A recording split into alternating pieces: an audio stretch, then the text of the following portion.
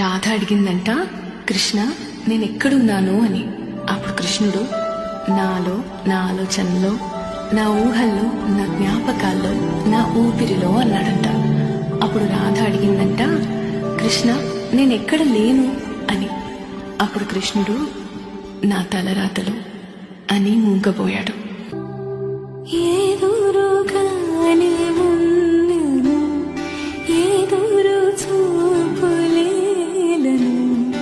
బదులు కాస్త చెప్పవా మాధవా,